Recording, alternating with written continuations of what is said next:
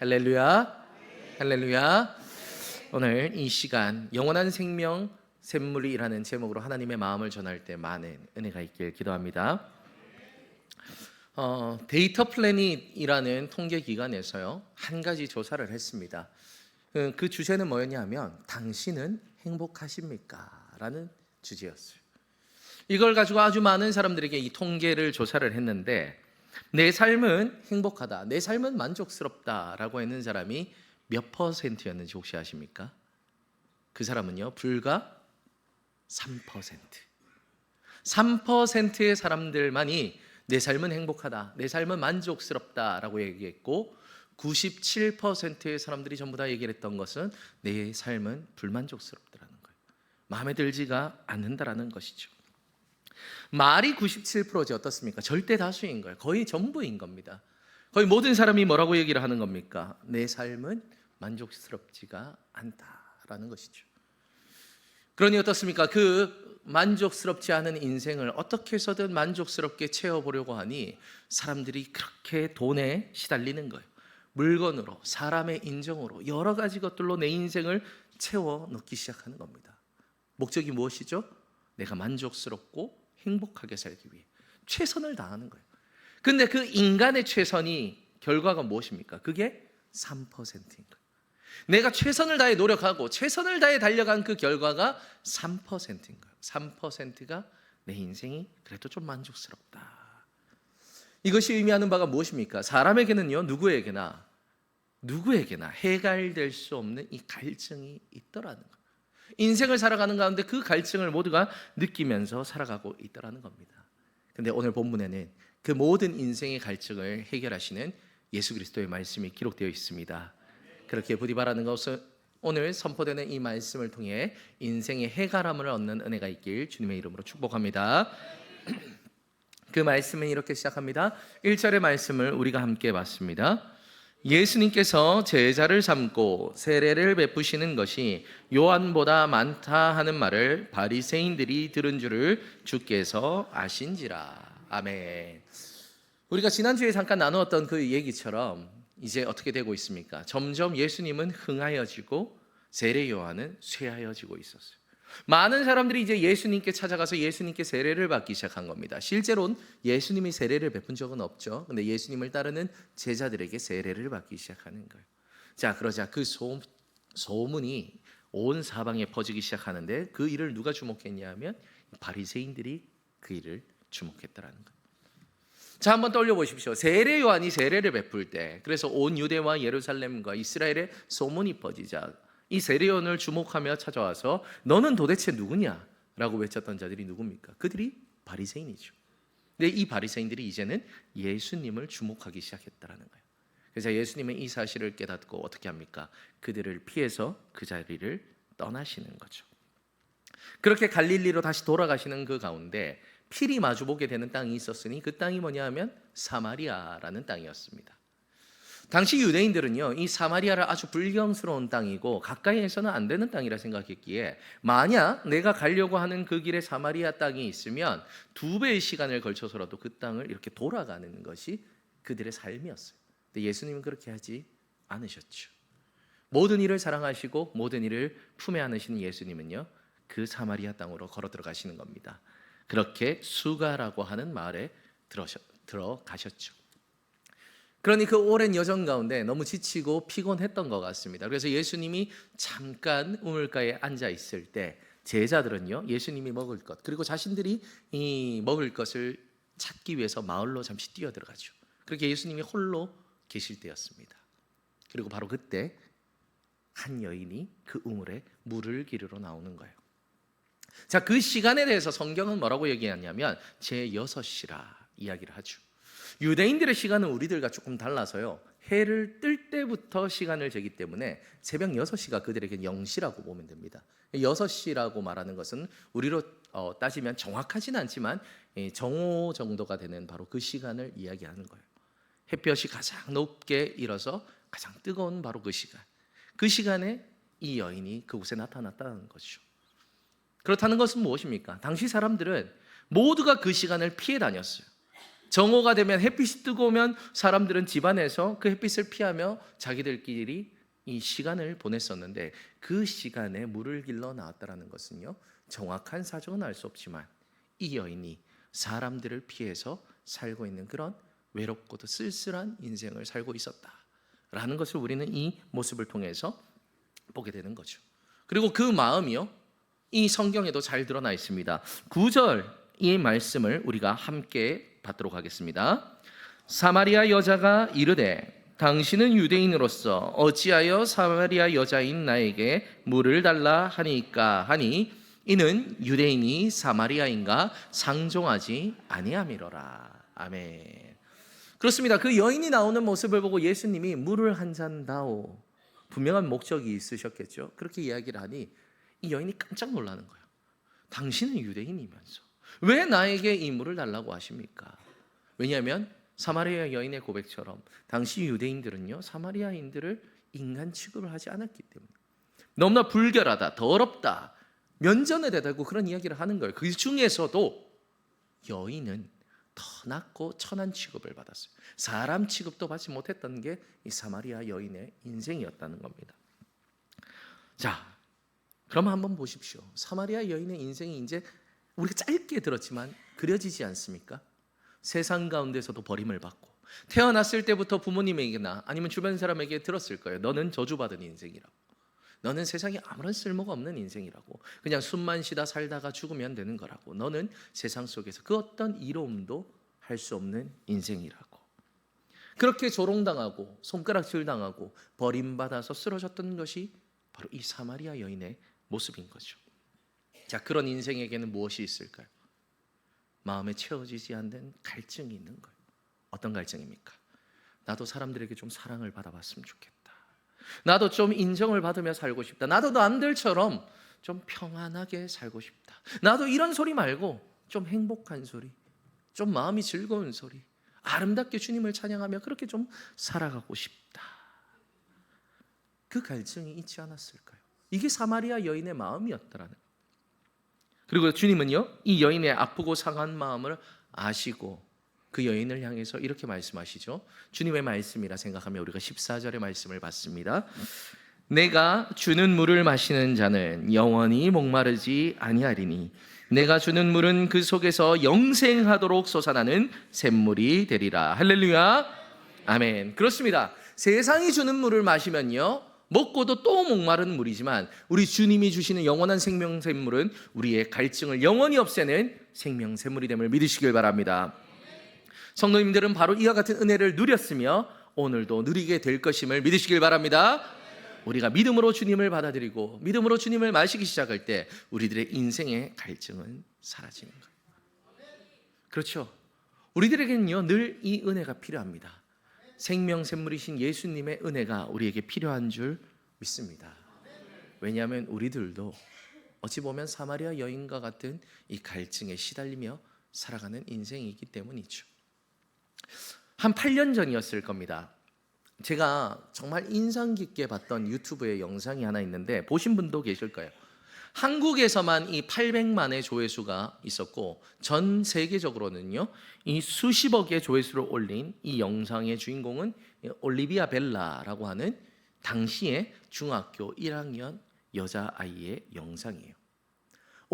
올리비아 벨라라고 하는 이 중학교 여자아이, 중1입니다.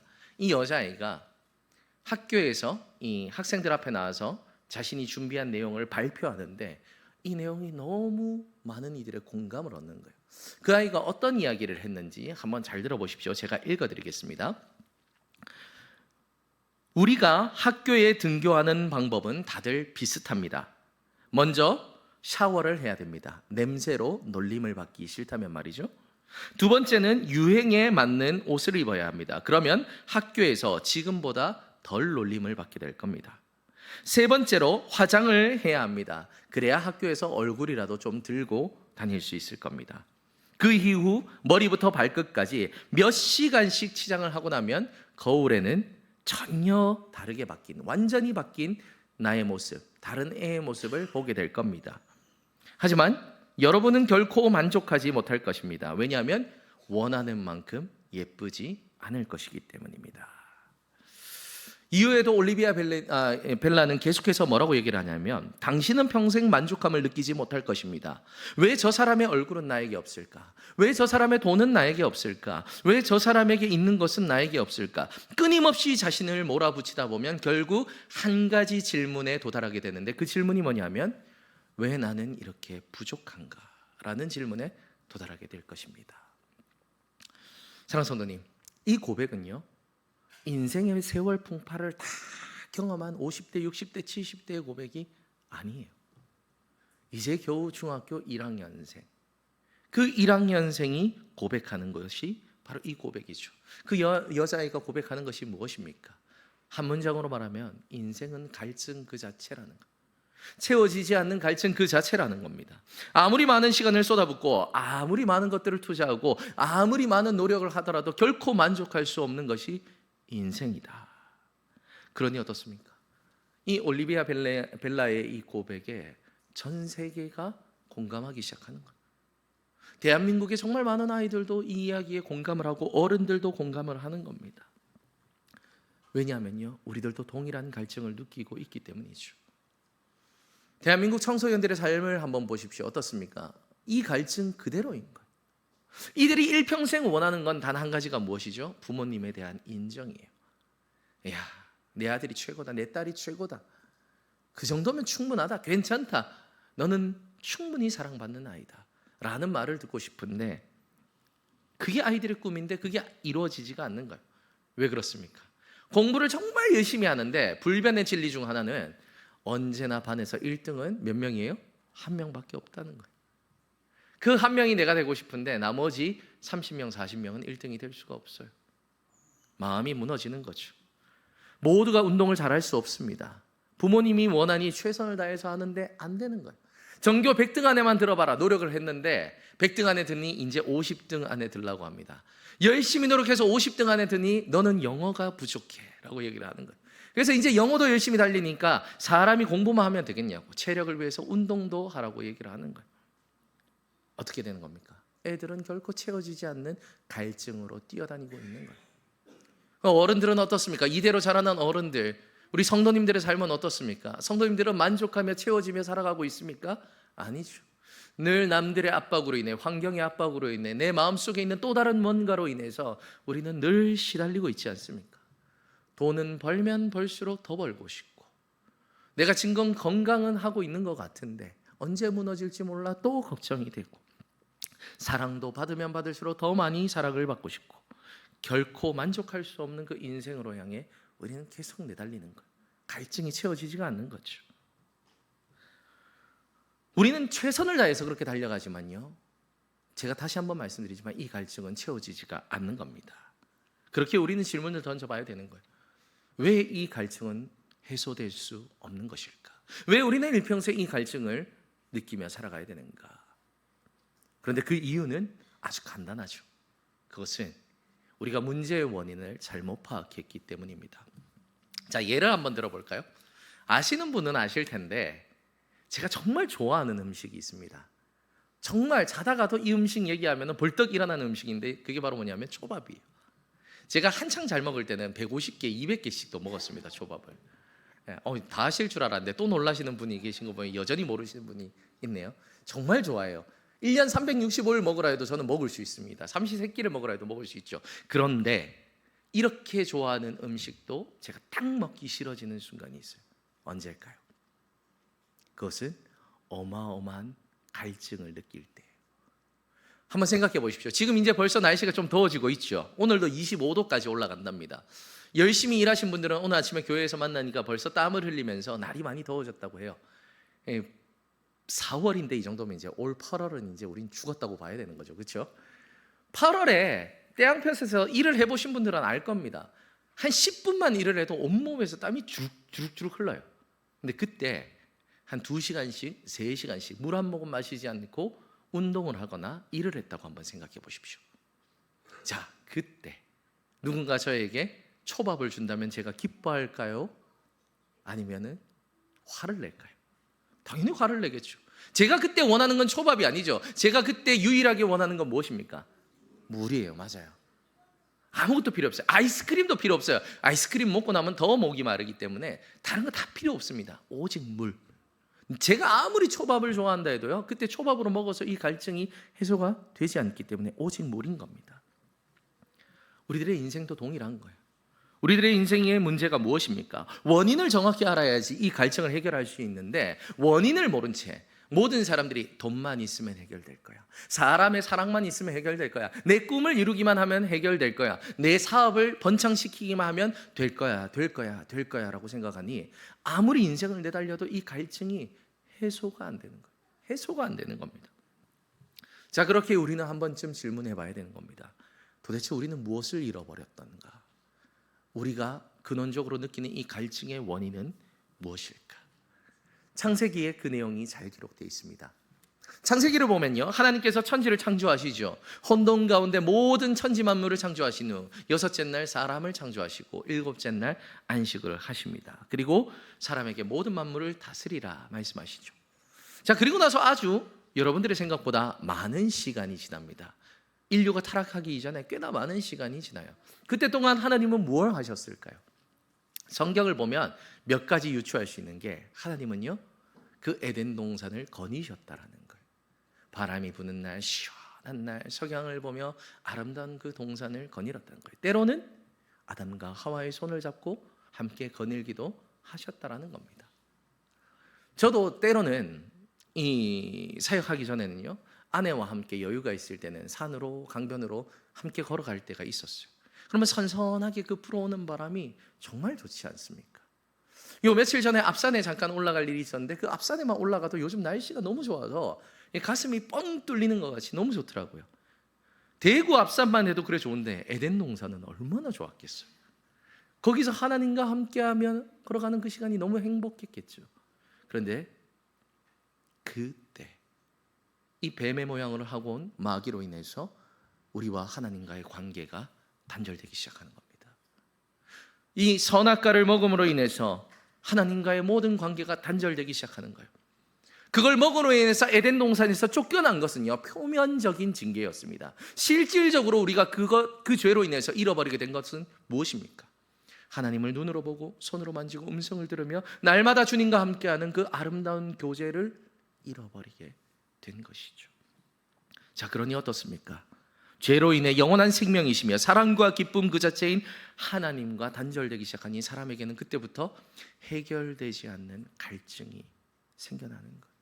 이것이 우리들의 인생의 문제더라는 거예요. 저는 이것을요, 눈으로 목격한 적도 있습니다. 제가 언젠지는 정확히 기억하지는 못하는데 제 마음속에 그림처럼 박혀있는 한 장면이 있어요. 제가 이 월드를 놀러 갔을 때였는데요, 저는 이제 우리 아이들, 이 전에 있던 교회에서 아이들을 데리고 놀러 갔을 때였는데, 그때 당시 지금처럼 이 봄이다 보니까 정말 많은 곳에서 아이들을 데리고 놀러를 왔더라고요. 근데 유독 제 눈을 사로잡는 한 단체가 있었어요. 겉으로 보면요, 완벽합니다. 저희는 교회, 이제 전에 있던 교회는 개척교회로 돈이 없어서 마음껏 먹이지도 못하고, 애들 뭐 자유이용권 끊어주고 싶은데 그것도 안 돼서 빅파이브 끊어주고 그렇게 있는데, 저쪽 부류는요, 밥도 정말 넉넉하게 먹고 자유이용권을 끊어서 아이들이 마음껏 놀이기구를 타는 거예요. 그런데 제가 왜 그걸 이상하게 봤냐면, 아이들의 표정이 밝지가 않아요. 밝지가 않아요. 알고 봤더니, 나중에 봤더니요, 그 아이들은 오늘날로 말하면 보육원, 옛날로 말하면 이 고아원 출신의 아이들인 거예요. 선생님들이 최선을 다해요. 아이들에게 최고의 것들을 먹이고요, 최고의 장소를 데려가고요, 자유이용권을 끊어서 마음껏 놀게 합니다. 그런데 아이들은요, 그걸로 채워지지가 않는 거예요. 왜? 근원적인 문제가 부모와의 이 갈증이기 때문에 그 놀이기구로는 채워지지가 않는 그 갈증이 그들에게 있더라는 거예요. 제가 그 모습을 보면서 무릎을 쳤습니다. 우리들이 인생에서 느끼는 갈증이 바로 이것이구나. 그렇지 않습니까? 왜 많은 사람들이 돈을 많이 벌어놓고도 허무하다라고 말을 하는 겁니까? 왜 연예인들이 그 많은 사랑을 받고도 우울증에 걸려서 극단적인 선택에 내몰리게 되는 겁니까? 왜 많은 사람들이 높은 자리에 올라가서도 더 많은 것을 손에 쥐지 못해서 그 많은 악들을 행하며 살아가는 겁니까? 이유는 하나죠. 우리는 하나님 아버지와 단절되었기에, 해결할 수 없는 이 갈증이 인생을 붙잡고 있기에, 이것을 해결하지 못하니 우리는 계속해서 엄한 곳에서 이것들을 채우려고 용을 쓰며 살아가다는 거예요. 결코 채워지지 않은 그 영혼의 갈증을 채우기에 헛된 우물을 파며 고생하는 것이 우리들의 인생의 모습이더라는 거죠. 그러니 우리는 질문해 봐야 되는 거죠. 이 갈증을 어떻게 해결할 수 있는가? 14절의 말씀을 우리가 다시 한번 받도록 하겠습니다.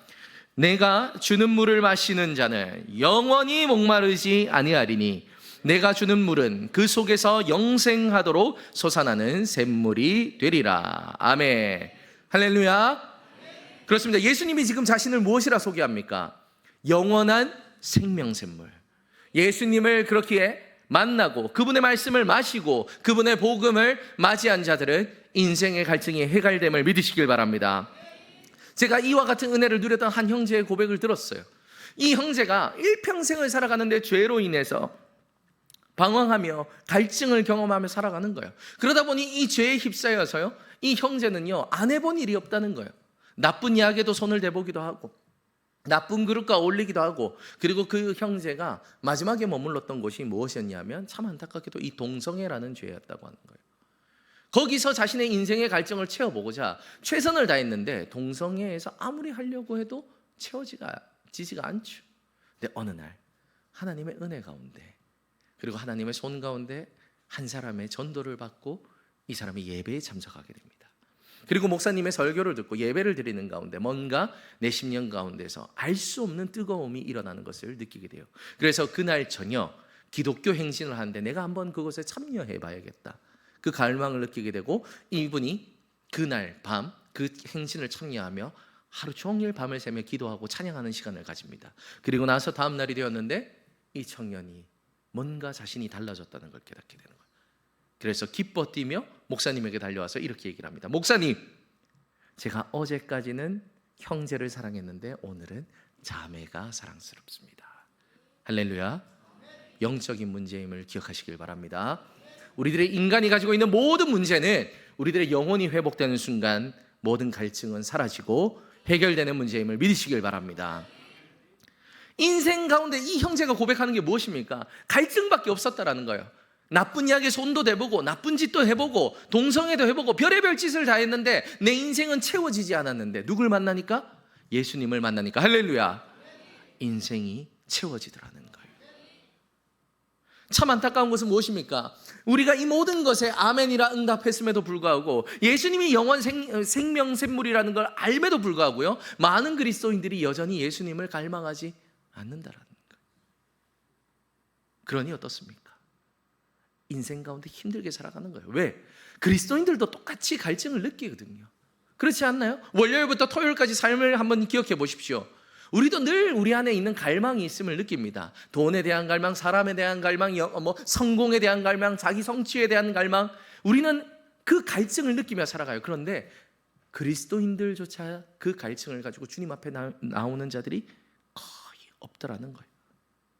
그렇게 다시 말씀드립니다. 기억하십시오. 예수님만이 영원한 생명샘물이 되십니다. 할렐루야. 이것을 믿는 것을 믿음이라 말하며 이것을 마시기 위해 싸우는 삶을 영적 전쟁이라 말하는 것입니다. 그렇게 부디 예수님의 복음을 믿으며 간구하며 승리하는 우리가 되길 소망합니다. 자, 그러면 어떤 일이 벌어질까요? 믿음으로 간구하며 기도하며 말씀을 읽으며 예수님의 그 복음을 날마다 우리에게 마시면요, 마치 목마르던 사람이 물을 마시면 그 물이 온몸에 스며드는 것처럼 예수님의 복음이 우리들의 인생에 스며들기 시작하는 거예요. 나의 언어에 스며들기 시작하는 거예요. 그러면 우리들의 언어가 예수님의 언어로 바뀌죠. 나의 생각에 스며들기 시작하는 거예요. 그러면 절망은 소망으로 바뀌게 되는 겁니다. 나의 마음에 스며들기 시작하는 거예요. 그러면 내 마음의 모든 응어리진 것들은 평화와 화평과 평안으로 바뀌게 됨을 믿으시길 바랍니다. 그렇게 예수님이 우리들의 모든 인생에 스며들기 시작하면요, 우리들은 3%의 인생, 어떤 인생입니까? 나는 하나님으로 만족합니다. 할렐루야. 나는 하나님으로 행복합니다. 할렐루야. 나는 하나님만으로 자족할 수 있습니다. 고백하며 예배하며 아름답게 살아가는 자들이 될 줄 믿습니다. 그렇습니다. 오늘 오후 우리는 이와 같은 생명샘물이신 예수님을 전하러 세상으로 나아갈 것입니다. 사랑하는 성도님, 우리 주변에는요, 여전히 예수님이 생명샘물인지 모른 채 지옥으로 내달리고 있는 인생들이 너무나 많아요. 그렇게 기억하십시오. 우리가 오늘 오후 나아가는 그 시간은요, 단순히 우리 교회 숫자를 채우기 위해 하는 전도가 아닙니다.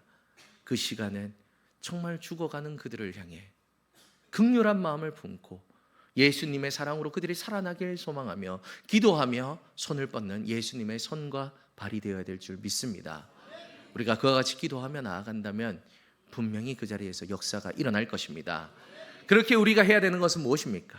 우리가 먼저 예수님의 생명샘물을 마셔야 될 줄 믿습니다. 우리가 마시지도 않고 우리가 여전히 세상 것을 탐하며 세상의 물을 마시며 어떻게 영원 생명샘물을 전할 수 있다는 말입니까? 우리가 먼저 결단하고 주님 앞에 하나님, 내가 예수 그리스도의 생명샘물을 마신 자가 되게 하여 주시옵소서. 세상의 모든 유혹을 떨쳐내고 오직 주님을 바라며 살아가는 자가 되게 하여 주시옵소서. 기도하고 간구하며, 그리하여 주님, 오늘 오후 우리들의 입술에서 나오는 것이 사람의 말이 아니라 예수님의 생명샘물이길 소망합니다. 할렐루야. 그와 같이 기도하며 나아간다면 성도님이 전하는 그 한마디의 말은 천국의 언어가 되어 한 영혼을 살리는 귀하고 복된 일이 될 줄 믿습니다. 부디 바라는 것, 우리는 늘 그렇게 예수님과 함께 행복하고 평안하게 살아가며, 그리고 나아가 우리 가정과 이웃과 마을을 행복하고 평안하도록 선포하며 살아가는 아름다운 은혜가 있길 주님의 이름으로 축복합니다.